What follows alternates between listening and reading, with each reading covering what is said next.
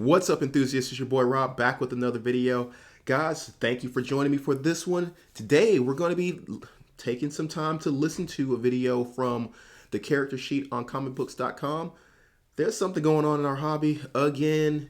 Why can't everyone just be cool? Why do allegations have to be flying around? This time, it's about AI art, which is a big thing right now. So, we got to stay at the forefront of technology and everything else. So, guys, enjoy this video. You guys are going to hear me weigh in, get my opinions on everything, and that's that. I'm going to get these headphones on, and we're going to listen to it.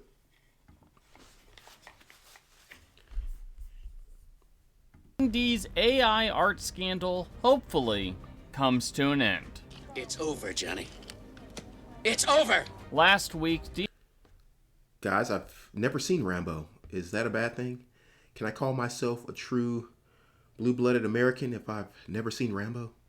D Beyond updated the stat blocks for 13 different creatures originally found in Big Beast Presents Glory of the Giants with new artwork, replacing those originally produced by Ilya Shikpin, a digital artist whose work with Wizards dates back to at least 2014. Now, you may recall that Shikpin and Wizards came under fire back in August when it came out that Shikpin used AI enhancing tools to produce the art. So guys, I didn't even hear about this back in August. This is kind of the first time I'm hearing about this, like, honestly. So AI art, to me, I've used it before. I've played around with it a lot. I think it's an amazing tool.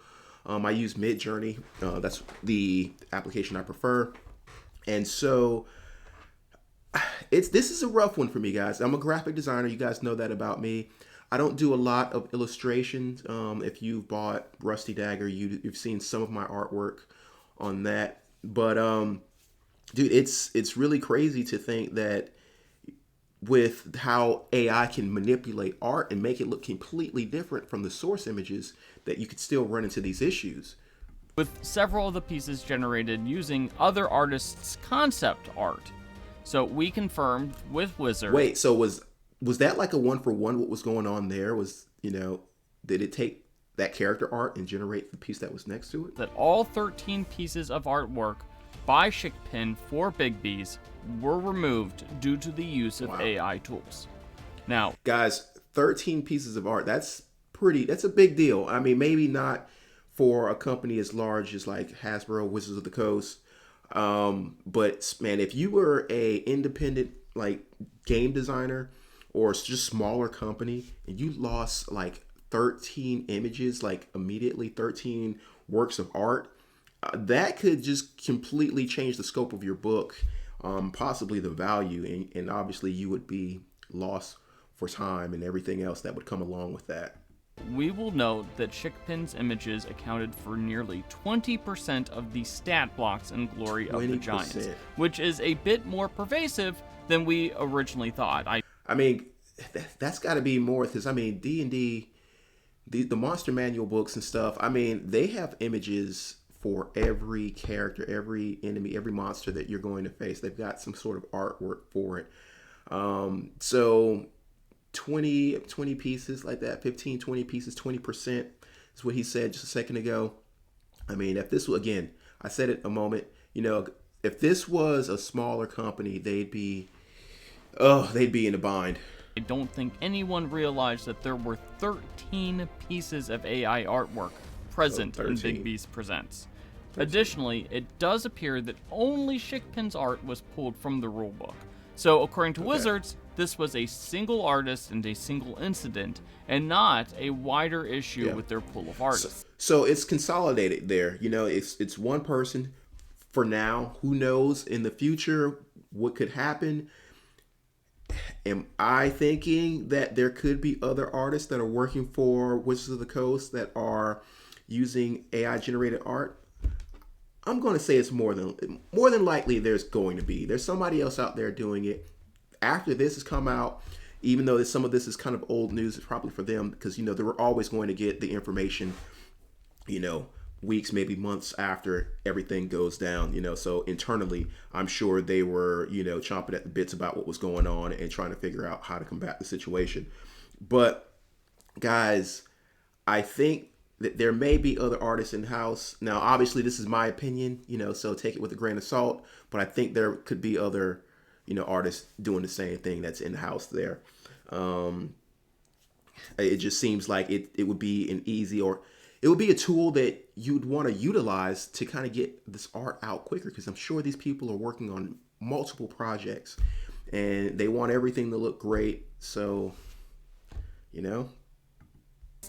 Now, there were a few other pieces of artwork that were getting scrutinized during this entire AI art scandal. Yeah. These art pieces were not made by Schickpin, but they were criticized for things like having extra toes or having weirdly shaped wrists.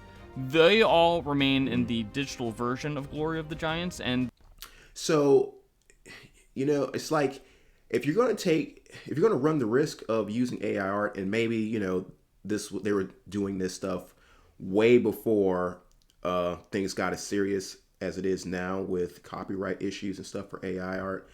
So maybe they were already using it, and now it's kind of like, hey, it's too late. I already got it in there. Hopefully no one catches it.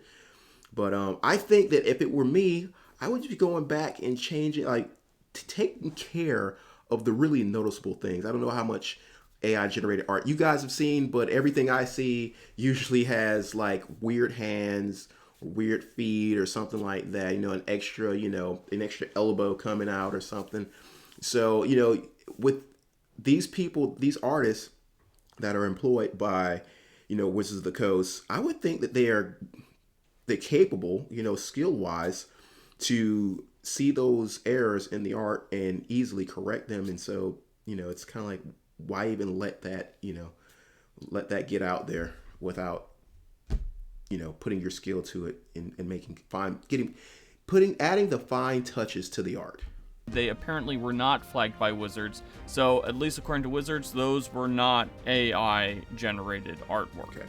So, Which, I can't see them wanting to out all of their artists, because here's the thing. So, say they've got like 10 people on staff that's generating art for them. And, it's like, okay, well, this one person that has been caught, this person's getting the finger right now. We know this is the person getting the finger. That we know that this artist has been doing it. It's evident that she has been, or he, or whatever. So, we're going to go ahead and put him out there, put her out there as our fall guy, and keep the rest of our artists safe and the rest of our books intact, because I'm pretty sure there are obviously supplements printed. There got to be miniatures out there, or at least on the way at this point. So that could be a big implication for them if it was widespread.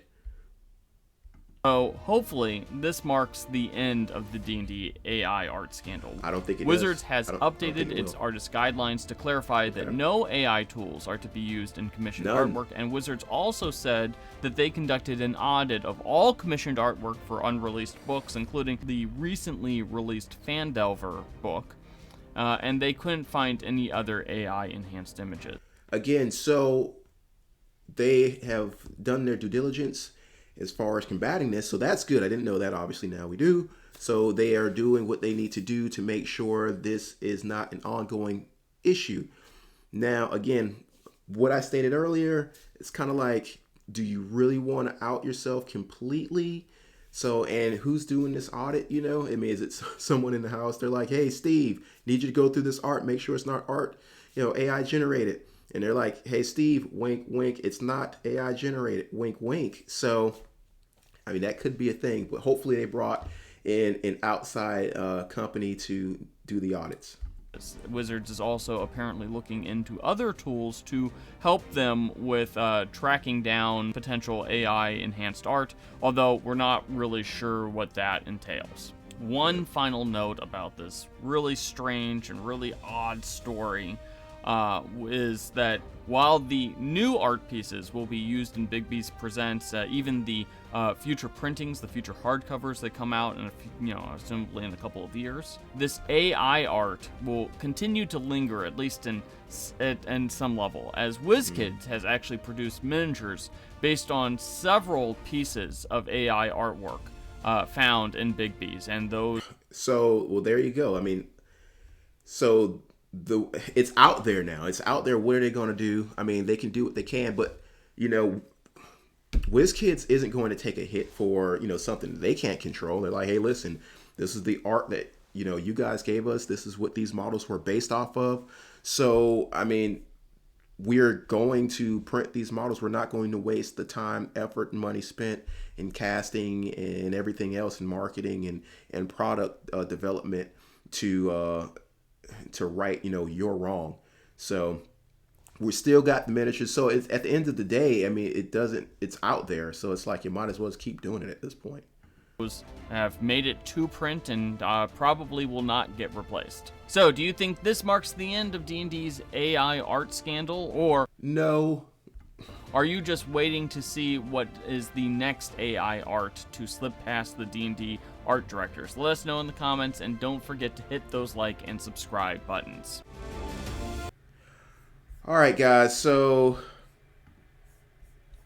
that's the video. Thank you guys for tuning in.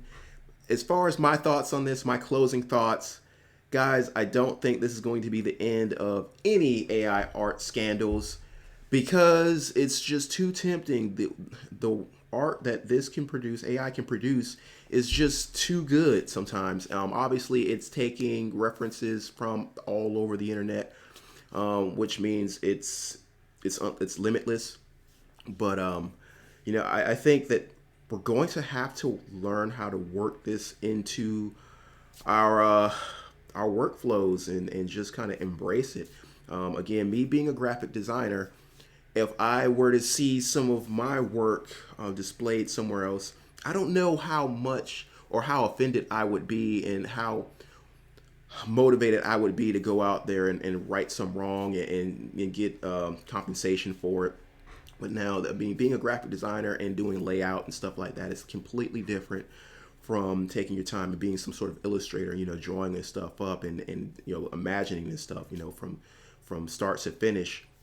So I could see, with that time and effort that you put in, you wanting to be compensated for it. And again, it depends on how much it's taking and what it's doing with it. Like, is it taking the image that you drew and just throwing a different shade of coloring on it, maybe changing the hair or something like that, or is it really just evolving the design and it's less than 20% recognizable to you, So those are big things that we're going to have to face in the near future. I'm excited about AI regardless. There's so much things on the horizon.